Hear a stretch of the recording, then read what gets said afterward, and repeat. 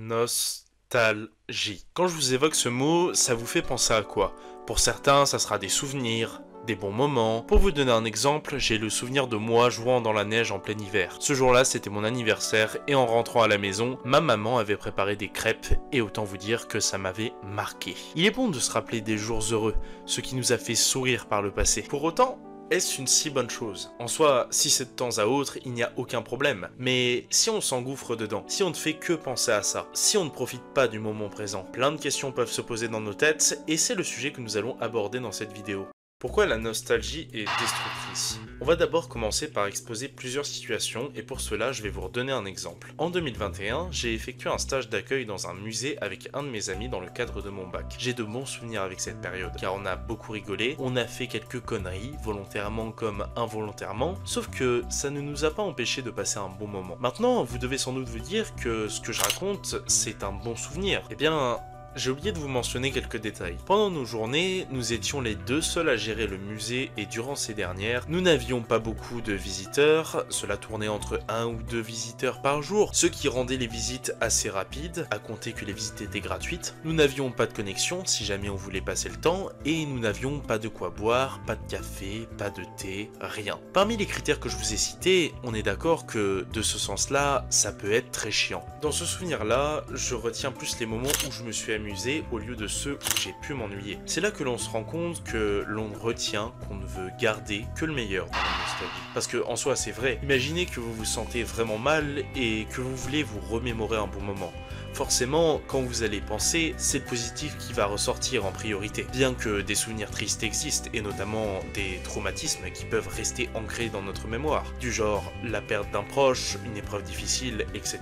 Très souvent, la source principale qui nous fait replonger dans un moment passé de la vie, c'est en écoutant une musique ou en regardant des photos. Avec cela, on peut séparer notre vie en périodes. Si admettons en 2012 tu écoutais du Pink Floyd, eh bien quand tu vas réentendre ce groupe à la radio ou en fond dans un magasin, ça va te faire rappeler cet instant de ta vie où tu en écoutais fréquemment. Pour ce qui est des photos, c'est en les revisualisant, dans un album entre autres. Le fait de revoir rien qu'un paysage ou même la tête d'une personne que tu as connue, ça va remémorer plein de moments ou alors te foutre le cafard. Au choix. Alors forcément, ça m'étonnerait qu'on se souvienne de quand on est né précisément. Selon Naître et Grandir en 2023, le souvenir le plus lointain que l'on pourrait avoir serait vers 2 ans et demi. Quand on ne se souvient pas des premières années de notre vie, on appelle ça l'amnésie infantile. Voilà, petit aparté. Revenons à nos moutons dès maintenant. Quand on parle de nostalgie, il est important de parler aussi d'une certaine notion, la première fois. En effet, la première fois, et n'interprétez pas ça mal s'il vous plaît, c'est marquant. Comme la première fois que tu vas à la mer, la première fois que tu apprends à faire du vélo, ou encore la première relation amoureuse. Et je vais un peu plus détailler ce dernier. Quand vous tombez amoureux de quelqu'un pour la première fois, ce n'est pas qu'un peu, c'est beaucoup, c'est très intense, c'est éperdument. Alors forcément, ça marque. À présent, je vais vous donner une situation. On a Georges qui rencontre une fille du nom de Léna. Ils finissent par se mettre ensemble, c'est le premier amour de Georges, il est fou amoureux de Léna et au bout de 6 mois de relation,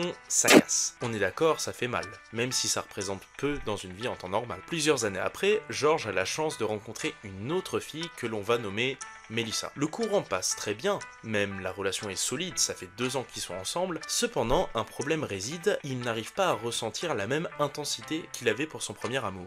Et pourquoi selon vous? Parce que c'est la nostalgie qui frappe, parce que c'est le cerveau qui crée des souvenirs.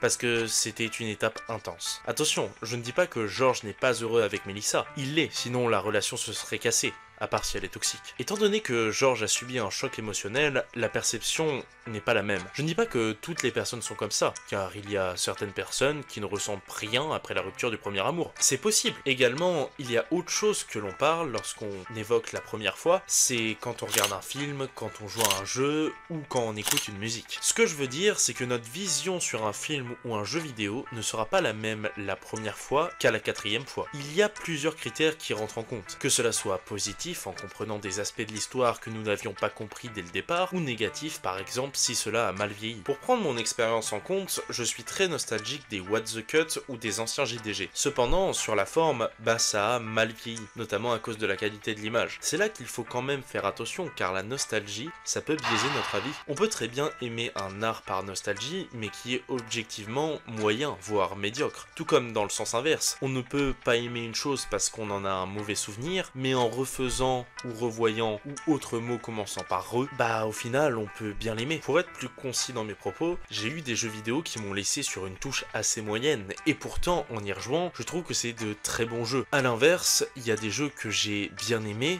en y jouant la première fois et qui m'ont plus déçu en y rejouant. Et ça vaut pareil pour les films. Dans mes vidéos, on est d'accord que je parle beaucoup de nostalgie et je parle avant tout de jeux que j'ai appréciés dans mon enfance, mon adolescence, etc. Mais je ne cherche pas à dire « Oh oui, quelle époque, j'adore ce jeu, il m'a marqué, c'est la nostalgie ». La nostalgie n'est pas une barrière pour protéger un art. La nostalgie n'a jamais été un argument. C'est plus un ensemble d'émotions que cela nous procure. Pour certains, ça va être de la joie, pour certains, de la colère, pour d'autres des larmes, et forcément la tâche ne sera pas la même, étant donné que pour chaque œuvre artistique, chacun ne ressentira pas les mêmes émotions.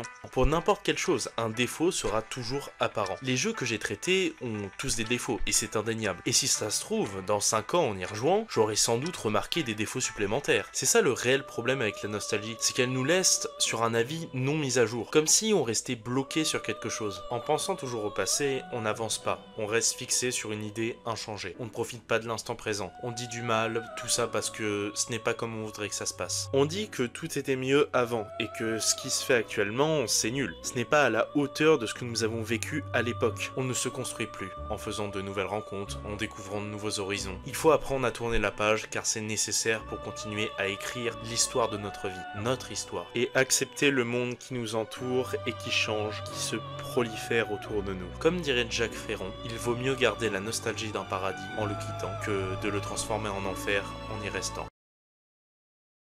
Je vous remercie d'avoir regardé cette vidéo. Je serais très intéressé de savoir ce que vous en pensez en commentaire. Sur quel est votre point de vue sur le sujet. Ça pourrait ouvrir des discussions, et je préfère le préciser, je ne cherche pas à faire le philosophe et à vous donner des leçons de morale. Ici n'est pas le but. Si vous avez bien compris, je vous dis à bientôt pour de prochaines aventures.